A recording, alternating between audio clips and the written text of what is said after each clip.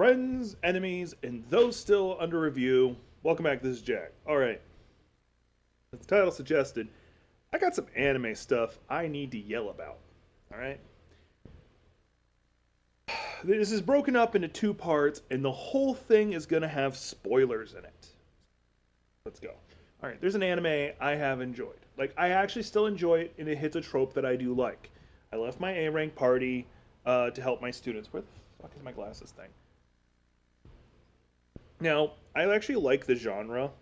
It just hits like a therapeutic spot of people who, like when you have a job or you're in a group of friends who just seem to take advantage of you, and then you go and find an actual group of friends who support you and love you, and then you get revenge on. Like it just hits a spot. It just hits a spot in my soul. Because I grew up with rather abusive friends. Now, the manga itself, I would give it like 8 in the genre for the genre 8, maybe 8.5. It's pretty good. The anime is a 5. I still watch it, don't get me wrong. I watch it in both English and Japanese because that's what I do. And the reason for the distortion is the amount of content they take out. In the actual manga, there are a lot of parts where the girls in the party are given a real chance to be powerful, to actually do something in the fight. One good example is when they're fighting the Shade, or the Shadow Stalker, as it's called. And in that fight, the main character, Yuke, gets hit by a curse. And they actually explained pretty earlier what a curse does. And you're lucky if it kills you. It might put you in a permanent coma, which is what he was set up to do. And it was kind of a big deal he got hit by it, and another big deal that he woke up from it. And there's a reason he wakes up. They cut out the hallucination and the memories that he deals with the whole time, like the loss of his original town, who his uncle is, all of this other stuff, like how big of a deal his uncle is, and his pretty much the rest of his family, who the guild master is, who the receptionist he deals with is. All this other stuff got cut out. Not to mention, like the dark elf, I can't remember her name right now. She actually gets a massive power up during the fight because she was so close to death. It was easier for her to talk to the spirits. Kind of a big deal. Like all the girls get this massive power up during this fight, and they're holding their own until the Shadow Stalker goes, "All right, I'm done playing around." They're able to push him to go, "I'm done playing around," and that's when Yuke wakes up and saves them. Now they just skip to the Yuke wakes up and saves them, and they don't say he woke up from a coma that he shouldn't have been able to. Instead, they go, "I have this body double amulet that kept me alive." Blah, blah, blah, blah. Like that annoyed me. And then there's also like the few things that they did include, they kind of take away the impact of it showing up. First, like this is I can't remember her name, but she's the red-haired girl who's, I hate to describe her as such, she's a little bit of a bimbo. Great girl though. Anyway, she gets a new class, and it's samurai, and they kind of just like, and I got that, and then that's it. That's it. Like how it was revealed in the manga is she's actually the one who takes out. I think she's the one who takes out the weird shark thing by her doing her first Iato slash with her broadsword. And then the reveal of her new katana is actually done a little differently too. And she also steals a kiss with Yuke.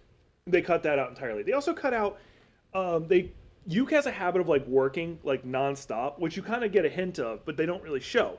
And the girls at one point, to kind of force him to stop working, actually go force him to go lay down in bed, and they lay with him. And that kind of shows the building of the relationship that they end up having. Yeah, he ends up with a harem, whatever. There's like 2 more girls in the harem. And they cut all that out. Now, mind you, the only girl who actually sleep was once again the redheaded sword user. Because she was like, all right, whatever, I'm in bed. Goes to sleep. The other 2 are like so nervous they can't sleep, and obviously Yuke can't sleep, but he can't get up either. So they cut all that out. They cut out a lot of character growth. Not to mention, they actually have a rematch with the boss fight they had in the first episode, where Yuke didn't involve himself, and it was partly to show off what the ninja girl can do. They've given her nothing. Like they've just let her do scout stuff, but they've let her do nothing. They don't talk about like how amazing she is as a scout. They just kind of like brush it under the rug. And like the few things she does really well in there, they kind of go, "Yeah, she does it pretty well, but it's because of this artifact." All right. So like that's one of my problems with it. Like the manga is legit. I like the manga, and I can almost guarantee you they're gonna tame the hell out of the revenge arc. for those who, I'm going to give spoilers because I can guarantee you they're not going to show it. The A-Ring party he left, the only one they're going to have the revenge of is like their party leader, whose name I forget. Um, the swords, the giant brute guy, he just gets killed. Like you see his head go flying at one point, and then the cleric girl, she's surrounded by a bunch of orcs. What do you think's going to happen to her? I'm going to let you guess. The magic user, she lives. Spoilers, she lives. Because she was the one who's kind of like didn't want to be involved in this. Like after Yuke left, she's like, I done messed up. And she kind of redeems herself. So, it just really irks me how they are handling the anime. Now, mind you, I'm still watching it. I'm still enjoying it, but it could have been an 8, and it's a 5 instead. So, all right. I wanted to get that bitch session out of the way. Now I got another one. This one's about... It's centered around Bleach, but it's a larger thing that annoys me. And it's going to touch on Naruto. If you've been in any of my streams long enough, you know I have a problem with the power friendship bullshit.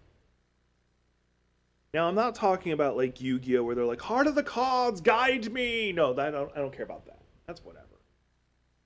My problem comes in at is when, because of your friends, they forgive each other. In Naruto specifically, it's at the end of everything where Naruto like forgives Sasuke for trying to kill him multiple times. He's like, oh, we're friends though, so I forgive him. But at least with Naruto, he got Sasuke got a punishment. He went to jail for a while. He had his eyes sealed for a while, but now he's just pretty much banned from the Leaf Village because he did end up saving them. They kind of forgave him, but he's still considered a wanted criminal. So at least he got some form of punishment. Bleach doesn't do that. This is spoilers for the Thousand Year Blood War arc. I'm watching part 3, and I got reminded of this.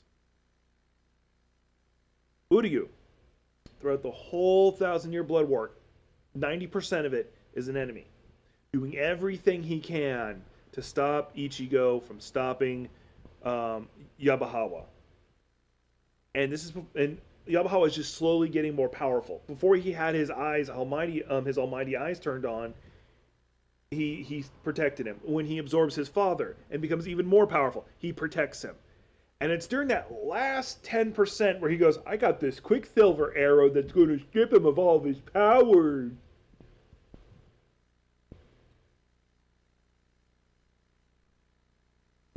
I'm sorry. And he gets forgiven for this.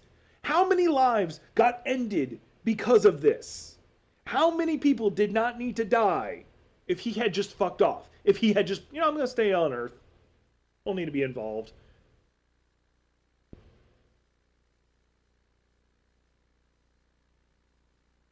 In fact, hell, they probably wouldn't have gotten past the Zero Squad. Because most of the Stern Ritters were beaten. They had lost. Until Uryu activates his no, but you are. His Uno reversal card ability. And that just annoys the hell out of me. That he does all of that. Kills so many people. And it gets brushed under the rug. So that's the power of friendship bullshit that just gets under my skin. Pretty much the only trope that gets more under my skin is like super pervy characters. Now I'm not talking about a character who like will look at a woman's chest and then move on or something like that. Okay, that's whatever. It's when they're like stalking them, peeking on them, and groping them. That's when it starts becoming an issue. Or like what Master Roshi used to do was shrink himself down so he could watch Bulma pee. Or tried to. I think he failed. Those are the tropes that get under my skin. And thankfully the pervy one is starting to die off. Because even My Hero Academia got rid of it. So...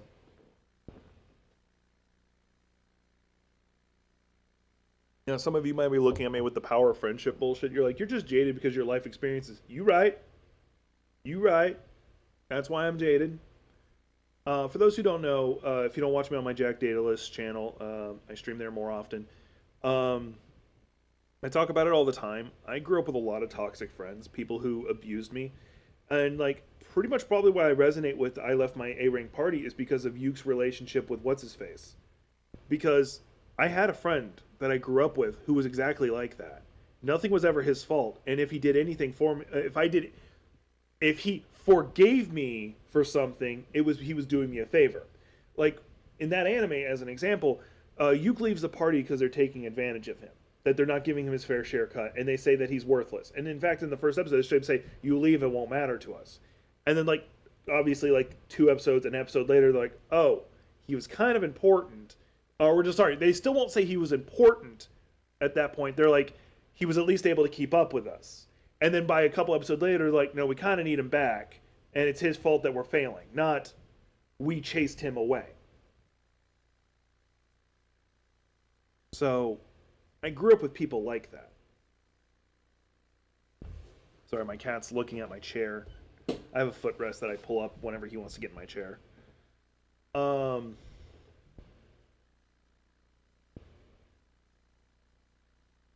so yeah, that's just some anime stuff I wanted to bitch about. I do apologize. Like, I hate being this negative, but it's like, you know what? I got one more. I got one more, maybe two more, but one more. This is an anime I brought up previously, and like, I really wanted it to be I really wanted it to be like a palace intrigue kind of story, and at first I felt like that's what it was going to be, and that's not how it turned out. In fact, it hit every one of my abusive relationship, friendship things all at the same time. I want to escape from Princess Lessons. So, off the start, she gets kidnapped. Like, that's not how it is. The prince, her family basically made a deal. She's a high end duke family, and they're like, hey, you get to be a candidate for crown princess. And so she goes through the princess lessons things, which is extremely abusive, but whatever, she manages through. And then when they get to the like this big dinner that's not too far away from like their official engagement and stuff, um, he shows up to the engagement with somebody else, or he shows up to the party with somebody else, and basically hints that they're done with. And it was just he was just trying to make her jealous. That's the reason given later on. And then he makes this royal decree that he will only have kids with her after he forces her to come back. And then he just does a bunch of stalkery stuff, including locking her up in basically a royal prison cell. He even had a hidden room attached to her room so he could watch her sleep. And that's written off as, oh, it's romance. No, it's Stockholm Syndrome. Because she does start falling for him for some stupid fucking reason. And it just pissed me off. I actually stopped watching it. I legitimately had to stop watching it. I think I got like episode 5. Hang on. Where did I stop? Because someone else, I share an account with somebody else and they've been watching it. I think I got to episode 4 or 5. That's what it looks like. 4 or 5. And then I had to stop watching it. And there's even an episode where there's this flamboyant, I want to say Duke, he may have been a Baron, that he traveled with. And it's set up to look like it's a woman. Like this very attractive, tall woman. And it's revealed that it's just this flamboyant Duke who likes to cross-dress. And it's not a secret that it is known that he looks like a woman. But he went to parties with them and went to all these places with them and let her think he was cheating on her.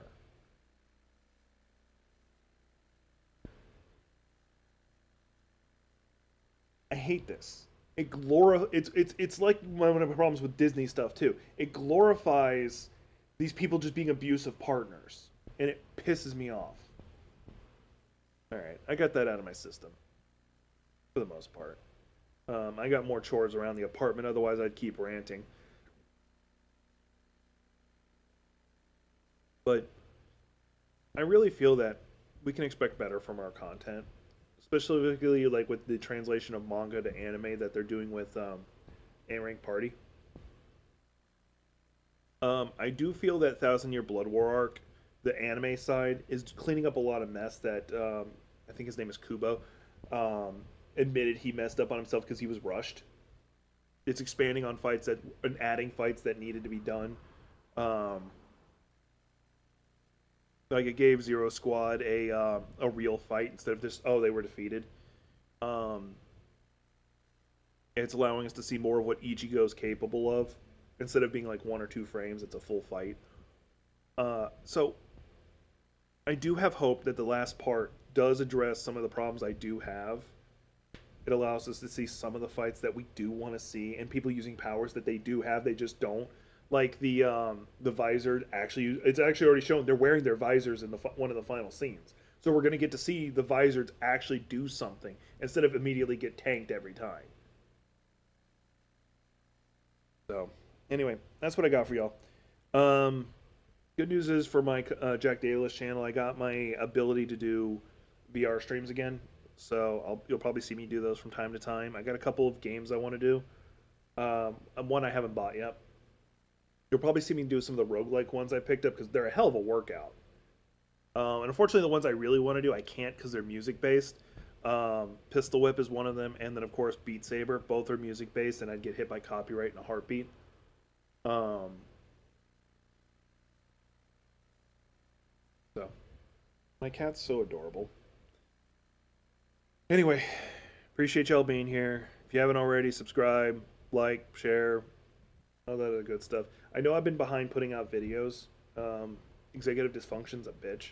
But, see you on the next one.